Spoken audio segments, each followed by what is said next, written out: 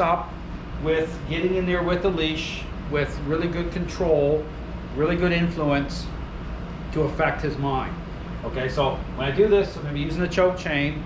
Okay, but even when I'm bringing him out, okay, I'm going to be putting him into the down. You're going to notice he's going to be very reactive to this, okay? Because again, this is something different. I'm getting in his pond, so to speak, directly, okay? And so this has more of a meaningful impact, so it's going to have a little bit more of a reaction to it.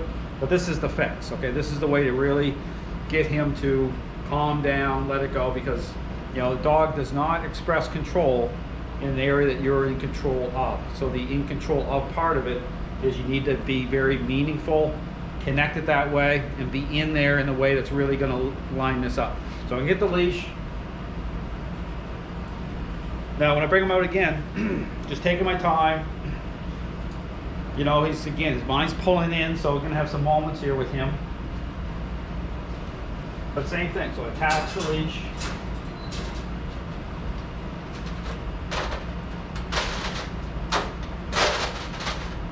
He's already locking. I've done this exercise now about 3 times, 4 times.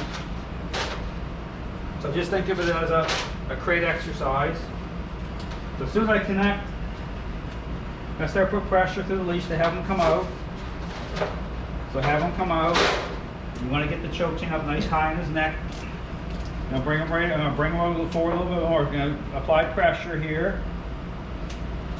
When he comes out, really good push-pull, down. Put him in the down right here, because right here, this is right near that area, okay? So tied into the crate. Now if he tries to break free, so right here, I want him to relax for, you know, a moment. Because I'm gonna bring him back around, I'm gonna put him back in the crate, and I'll repeat this, we're gonna do the down in there as well, okay? Pressure for the sit. I'm gonna bring him around here to bring him back into the crate. This time, connect it.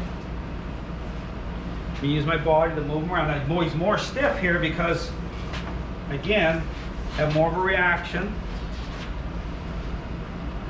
I'm going to lock in here. Now, right here, understand, he has a choice here to move forward. Okay, I'm locked in here, and so he knows because this is funneling this way. So this isn't about just straight up. This is directional this way. So he can decide to move forward to release the pressure, okay? He knows the intent here. I just want to make that clear. So I'm going to put a little more pressure on him. See that? So that buckles the mind here, right here. His mind moved forward a little bit, but he's going to be in a harder lockdown state right now because guess what? This area is about expressing control in this area, okay? So this is why you're seeing more of this kind of mind pulling in lockdown. And this is why I need to be working this way. So if you're dealing with a dog at this level with the issues like going on inside the crate with the dog peeing and doing number 2 in here, this is the way forward. You want to get in here in the mix with the leash method. So I'm going to move him forward here a little bit. I want to get in position so I can turn him back around here. He's a big dog.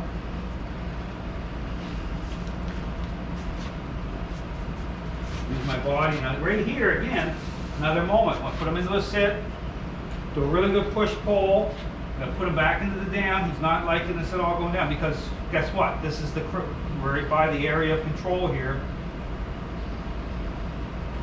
And this is a more meaningful conversation. So I'm going to put a very stiff here because this has been an area where he's been expressing because separation wanted to be connected to the human the wrong way. So this is about me taking control, saying, no, you're in here as a follower, okay? So I'll leave him there for a second. I still have the baseline going. So I'll bring him up into the sit. Now you're going to see this now actually in the crate. Now very interesting here, when I put him in the crate, he's not wanting to go in like before. Before he was rushing in, right? Think about this, he was rushing in to get in here fast because this is like his little kingdom, okay? So now that I've attached with the leash, guess what's happening? See here? He's not wanting to go in, okay? Because I've already taken control, and now he's starting to have a different response to my being in here this way. So right here, he's stopping, but he's saying, well, Dale's now everywhere. I can't, Dale's getting in this area different. I don't like this. So I use my knee to help move him in here. Once he's in here, down. Once he's in here, notice I'm tapping the leash a little bit, down. Down, be very assertive, I'm tapping. So there you go. And look, he's now then this will happen too. When it starts having impact, he'll turn his body the other way, okay? Because the other issue is that forwardness going towards the front door. You see, when dogs have a certain level of control, you'll see that transition through forwardness, and over a few days, they get forward right to the front door, like they want to just move forward. And then when you start to bring the method online, then they go right to the back. Now he's starting to go to the back, which is a good thing, because I want that transition. So dogs will go to the back, and then as they come into more and more agreement of the method, guess what happens? They start to move forward again, but differently as a follower. The stress starts to come off of them. But this is right here. So right here, as I feel, I don't like this, because Dale is now in here in a meaningful way through the leash. You know, the remote collar, you can blow through it because of his level of entrenchment. Here, this is a direct conversation, and I'm basically saying, hey, I'm in here at all points. I'm right in, I'm not in here physically in my body. I don't have to be up connected to the leash, but the method is active. So I'm gonna bring him out again, and just one more time.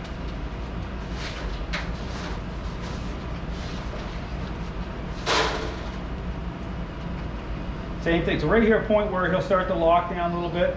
Again, I'm funneling this way, so he knows the intent. I want him to move forward. He's locking down, so just like I mentioned about the tug of war team that collapses, I'm bringing his mind to a point of agreeableness and acceptance through the method, okay? So right here, he has a way out. He knows that he can move forward, just his mind is locking down, but I'm staying still too. So I'm not trying to physically, you know, overpower him, because I'm trying to keep the level of conflict greatly reduced. I'm just in full control and just working on my moment of getting him to move forward. So I'll apply a little more pressure here, because there is some working through here. But you see all the stiffness, do the push and pull. He's down here. You can see his body. I'll move the camera down a little bit here, hopefully. Let's see. You see his body. You know, he's like definitely like not liking this, a little tense. That's okay. Even in his paws, you can see, you know, because this is all associated to everything going on, because I'm getting in his little kingdom in here this way. But like I said, this has made all the difference in the world with him. And today, I barely had to use the remote collar at all since I brought this online last night. And so here, I just take my time, still get the baseline, because this is still about him still having to work through it. Now I'm going to bring him up into the sit. Again, pressure. I want his legs to move. A lot of stiffness, so I'm going to bring him back around. This will be the last time. So it's going to maneuver him around here. He's more relaxed. See, he's coming around a little better this time. Let's see if he goes in better, because now it's about going in as a follower. So it goes in. I bring him into a certain point here.